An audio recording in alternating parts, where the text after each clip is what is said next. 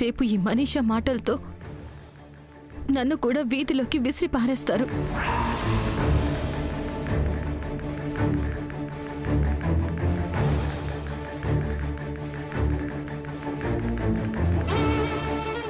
అప్పుడు నా కడుపులో బిడ్డ తండ్రి లేని బిడ్డగా ఎదగాలి.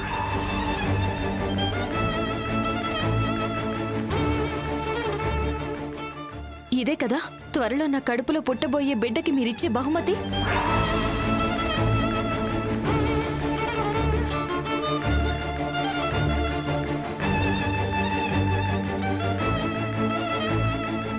అంటే లక్ష్మి నిజంగా గర్భవతా? నిజంగానే తన బిడ్డని తాను చంపుకుందా? లేకపోతే లక్ష్మి చెప్పే ఈ మాటల వెనక కూడా ఇంకేదైనా అర్థం ఉందా? అసలేమీ అర్థం కావడం లేదేంటి? నీ నుంచి ఇలాంటి మాటలు నేను ఎక్స్పెక్ట్ చేయలేదు లక్ష్మి. భవిష్యత్తులో ఏం జరుగుతుందో తెలియక ఇప్పుడు నీ బిడ్డని చంపుకుంటావా? మరేం చేయను మిత్ర గారు, ఇప్పుడు ఇంకా నా మెళ్ళలో మీరు కట్టిన తాళ్ళుంది కాబట్టి, మీ భార్య స్థానంలో నేనున్నాను కాబట్టి బాగానే ఉంది. రేపు అందరూ కలిసి నన్ను కుటుంబం నుంచి నెట్టేస్తారు. నాకు ఈ మనుషులకి ఏ సంబంధం లేదని తారిమేస్తారు. అప్పుడు నా బిడ్డ సంగతి ఏంటి? రేపు నా బిడ్డ పెరిగి పెద్దయ్యాక నాన్న ఏడి అంటే ఏం సమాధానం చెప్పాలి?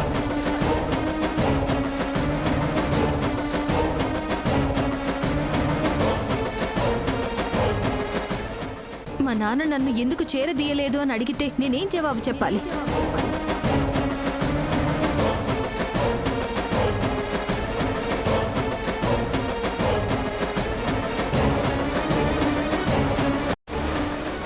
మీ నాన్న మరొకరిని ప్రేమించారు, అందుకే నన్ను వదిలేశారు అని చెప్పాలా?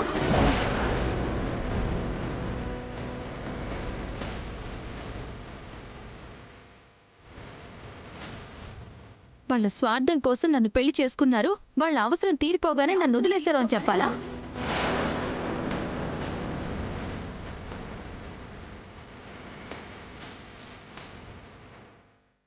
వాడి మనసులో ఇన్ని విషబీజాలు నాటి పెంచే కన్నా అసలు ఆ బిడ్డ బయటపడకుండా ఉంటేనే మంచిదనుకున్నాను. అందుకే అలా చేశాను.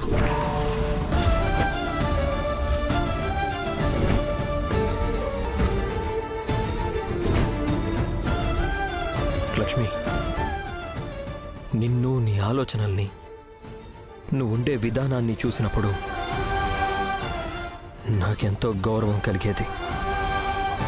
కానీ మొట్టమొదటిసారి నీ మీదున్న అభిమానం పోయి ఎక్కడ లేని అసహ్యం మొదలవుతుంది.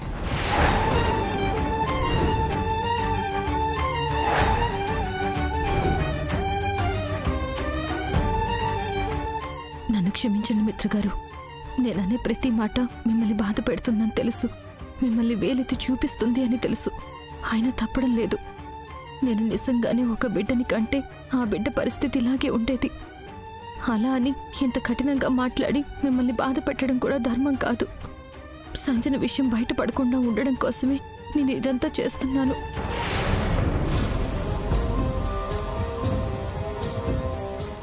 ఈ ఇంటికి ఒక వారసుడిని ఇవ్వబోతున్నావని ఎంతో ఎదురు చూశాం. ఈ ఇంట్లో త్వరలోనే చిట్టి చిట్టి పాదాలు తిరగబోతున్నాయని ఎంతో సంబరపడిపోయాం. ఒక్క మాట కూడా చెప్పకుండా నువ్వు ఇలాంటి నిర్ణయం ఎందుకు తీసుకున్నావు? అసలు మన మీద, మన మాట మీద లక్ష్మికి గౌరవం ఉంటే కదా నానమ్మా.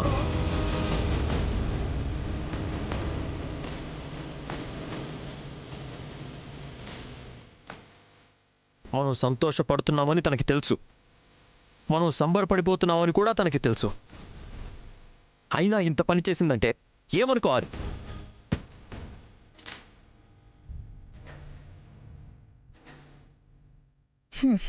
ఏమనుకోవాలంటావేంటి మిత్ర? ఇప్పటికైనా నీకు అర్థమైందా మంచితనం అనే ముసుగులో ఎంత మూర్ఖత్వం దాచిపెట్టుకుందో?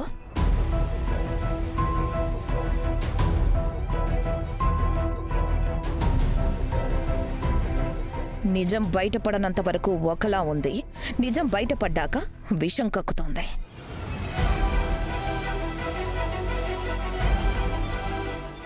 అసలు ఇలాంటి మనుషులతో చాలా జాగ్రత్తగా ఉండాలి. మామ్,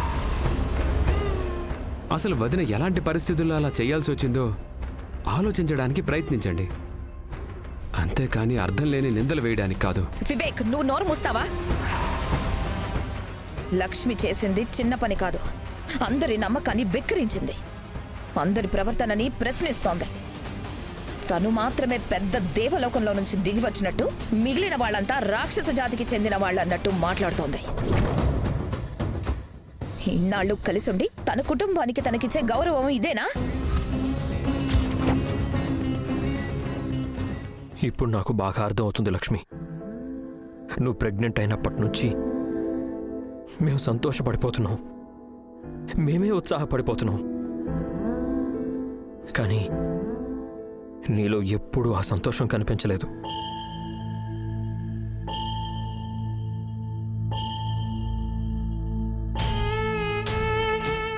ఏ రోజు తల్లి నవ్వబోతున్నాననే సంతృప్తి నీలో నాకు కనిపించలేదు.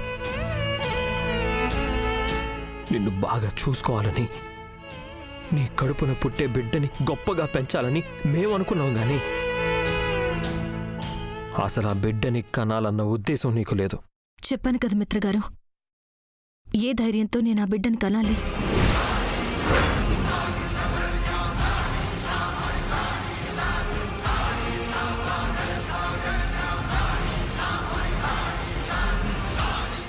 నువ్వింత దూరం ఆలోచించగలిగినప్పుడు ఆ రోజు కోర్టులోనే ధైర్యంగా నాకు ఈ బిడ్డొద్దు, ఈ కుటుంబం వద్దని ఎందుకు చెప్పలేదు?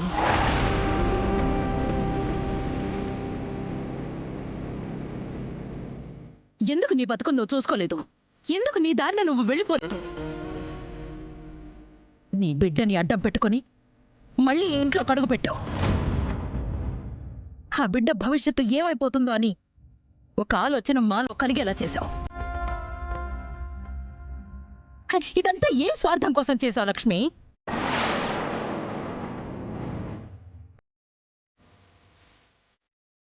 అసలు నీ మీద ఇంత కూడా ఒక మంచి అభిప్రాయం లేకుండా పోయింది. అరవిందా, అయిందేదో అయిపోయింది. ఇక్కడ లక్ష్మిని మనం వేలెత్తి చూపించడానికి కూడా లేదు. ఎందుకంటే తను ఎదుర్కొంటున్న పరిస్థితి అలాంటిది.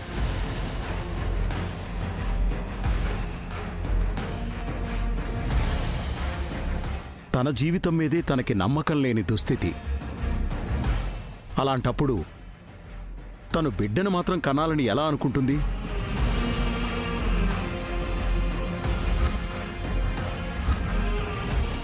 తన బిడ్డకి గొప్ప భవిష్యత్తు ఉంటుందని ఎలా నమ్ముతుంది?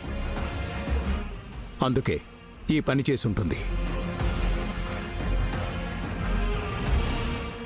దయచేసి ఈ విషయాన్ని ఇక్కడితో వదిలేయండి. లేదు డాడ్, ఇదంత సులువుగా వదిలేసే విషయం కాదు. అంత సులువుగా మర్చిపోయే విషయం అంతకన్నా కాదు. ఈ లక్ష్మి నా నమ్మకంతో ఆడుకుంది.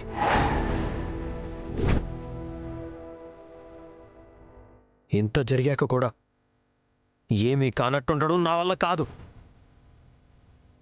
లక్ష్మి నా ఎదురుగా ఉన్నంతసేపు జరిగిన విషయమే నాకు గుర్తొస్తూ ఉంటుంది.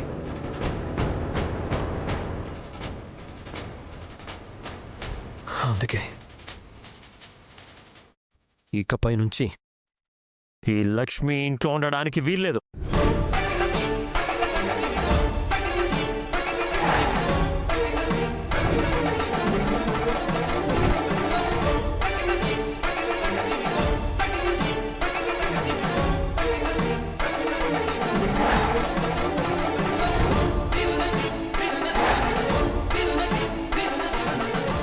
తన బతుకేమైపోతుందో, తన బిడ్డ భవిష్యత్తు ఏమైపోతుందో అనే భ్రమలో ఉంది కదా. ఈ ఇంటి మీద, ఈ ఇంట్లో ఉన్న మనుషుల మీద తనకి నమ్మకం లేనప్పుడు తనకి కూడా ఈ ఇంట్లో ఉండే అర్హత లేదు.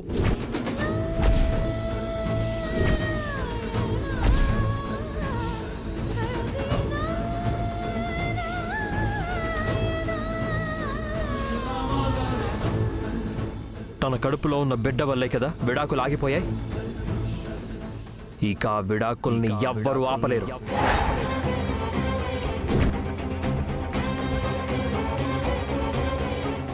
ఇంకా ఎవరి దారి వాళ్ళు చూసుకోవడమే మేలు.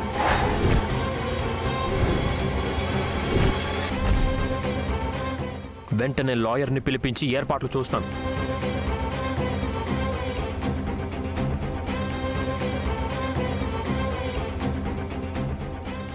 దారి నువ్వు చూసుకోవడానికి సిద్ధంగా ఉండు లక్ష్మి.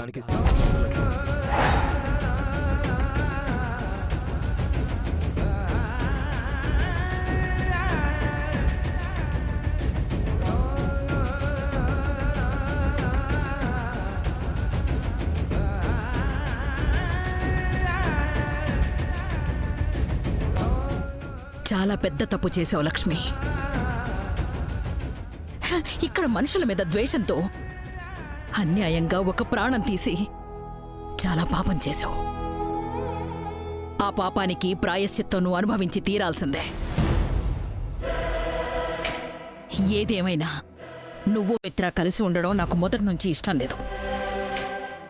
ఈ విధంగానైనా మీరిద్దరూ విడిపోతే నాకదే చాలు.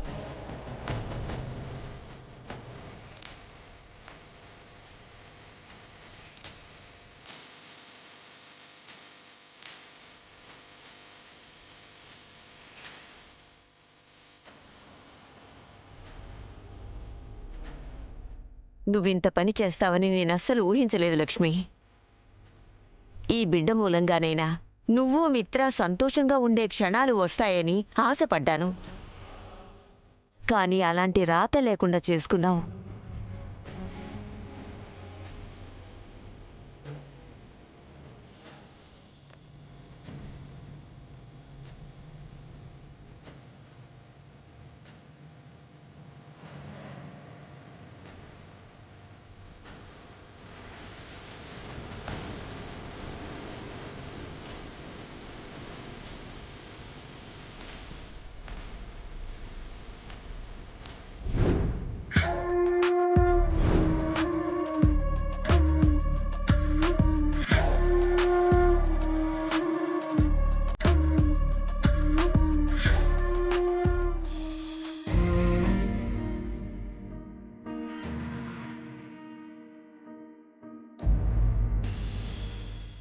తన కడుపులో ఉన్న బిడ్డ వల్లే కదా విడాకులు ఆగిపోయాయి.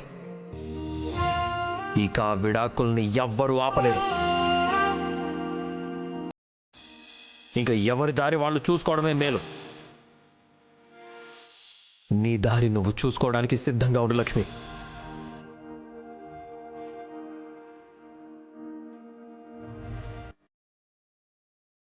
ఏంటి లక్ష్మి ఇదంతా? అసలు ఇక్కడ ఏం జరుగుతోంది? అసలు నువ్వు ప్రెగ్నెంటే కానప్పుడు కొత్తగా ప్రెగ్నెన్సీ పోవడం ఏంటి? ఇక్కడ ఏది నిజమో ఏది అబద్ధమో అర్థం కావడం లేదు. దేన్ని నమ్మాలో దేన్ని నమ్మకూడదో తెలియడం లేదు. చెప్పు లక్ష్మి, అసలు నిజంగానే నువ్వు గర్భవతివి కాదా?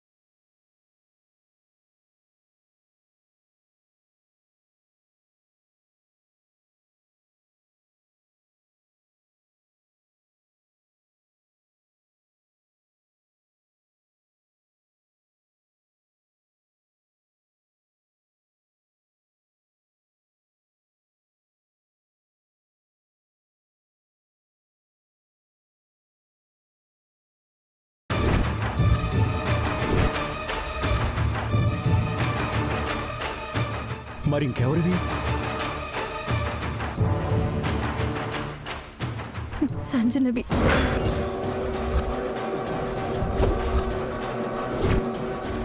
ఏం మాట్లాడుతున్నావు లక్ష్మి? అవును మావయ్య గారు, ఆకాష్ వల్ల సంజన ప్రెగ్నెంట్ అయ్యింది. ఏం చేస్తున్నావు సంజన? సంజన ప్లీజ్ సంజన వద్దు దిగు. నాకు ఆకాష్కి ఉన్న బంధం మీరందరూ తెంచగలిగారు, కానీ తన వల్ల ఇప్పుడు నేను ప్రెగ్నెంట్ని వదినా.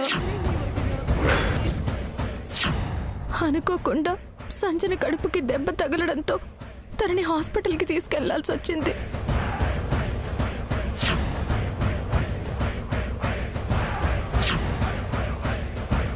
ఆమె కడుపు మీద బలమైన దెబ్బ తగలడం వల్ల లోపల బ్లీడింగ్ అయింది. ఇకపై ఆమె కడుపు నిలవదు. ఇప్పుడు క్లియర్ చేయాలి. హాస్పిటల్ ఫైల్స్లో సంజన పేరుకి బదులు నా పేరు రాయడం వల్ల ఇప్పుడు ఇన్ని సందేహాలు లేవనెత్తడానికి దారి తీసింది. సరేనండి, మీ డీటెయిల్స్ అన్నీ రిసెప్షన్లో ఫిల్ చేయండి. సిస్టర్, క్లియర్ చేయాలి, ప్రాసెస్ చేయించాలి. పేషెంట్ నేమ్ చెప్పండి. పెళ్లి కానమ్మాయి, తన భవిష్యత్తు పాడవకూడదు. లక్ష్మి. Husband name Mitranandan. మనీషా చెప్పింది అబద్ధమని చెప్పినా, ఇన్నాళ్ళు గడుపుందని నేను నాటకం ఆడుతున్నానని చెప్పినా అందరికీ కొత్త అనుమానాలు మొదలవుతాయి. మనీషా తీసుకొచ్చిన రుజువులు వెనకాల నిజాలేంటో బయటకొస్తాయి. అప్పుడు సంజన పెళ్లి కాకుండానే తల్లయిందని అందరికీ తెలిసిపోతుంది. దాని తర్వాత సంజన పరిస్థితి దారుణంగా తయారవుతుంది. ఒక పెళ్లి కాని అమ్మాయి గురించి ఇలాంటి విషయాలు బయటపడితే తన భవిష్యత్తు నాశనం అయిపోతుంది కదా మామయ్య గారు. అందుకే నేను నోరు విప్పలేకపోయాను, నిజం బయటికి చెప్పలేకపోయాను. మనీష ఎన్ని మాటలన్నా పడాల్సిన పరిస్థితి. ఎవరేమంటున్నా ఎదురు చెప్పలేని దుస్థితి. నాకంతా అయోమయంగా ఉందమ్మా. ఒక పక్క సంజనాకిలా అయిందని జీర్ణించుకోలేకపోతున్నాను, మరో పక్క ఇప్పుడు హఠాత్తుగా విడాకుల విషయం లేవనెత్తుతుంటే దాన్ని జీర్ణించుకోలేకపోతున్నాను. లక్ష్మి, నువ్వు ఇంట్లోంచి వెళ్ళిపోవడం నాకు ఇష్టం లేదు. నువ్వు మిత్ర ఎప్పటికీ భార్యాభర్తలుగానే ఉండాలి. నువ్వెప్పటికీ ఈ ఇంటి కోడలిగానే ఉండాలి. అనుకున్నవన్నీ అవ్వాలని, అనుకున్నట్టే జరగాలి అని ఉండదు కదా మావయ్య గారు. ఏమో లక్ష్మి, ఈ కుటుంబం కోసం ఎన్నో మాటలు పడ్డావు, ఎన్నో అవమానాలు ఎదుర్కొన్నావు, ఎన్నో బాధలు అనుభవించావు, అందరి కోసం ఎన్నో త్యాగాలు చేశావు. ఇప్పుడు అవేవీ ఎవ్వరికీ గుర్తులేవు. ఇప్పుడు ఈ విషయాన్ని అడ్డం పెట్టుకుని నిన్ను క్షమించాలని ఎవ్వరూ అనుకోవడం లేదు. మీకు విడాకులైపోతే మిత్ర జీవితం శూన్యమైపోతుంది. ఈ కుటుంబం అంధకారంలో పడిపోతుంది. ఈ పరిస్థితుల నుంచి నిన్ను ఎలా బయటపడేయాలో, ఈ దుస్థితికి ఎలాంటి పరిష్కారం తీసుకురావాలో కూడా నాకేమీ అర్థం కావడం లేదమ్మా. నేను మిత్రగారి జీవితంలో నుంచి వెళ్ళిపోతే మిత్రగారికి గండాలు మళ్ళీ మొదలైపోతాయి. ఆయన్ని మృత్యువు ఎటు నుంచి వచ్చి కబళిస్తుందో అని భయంలో బ్రతకాలి. ఆయన్ని నేను ఎలా కాపాడుకోవాలి?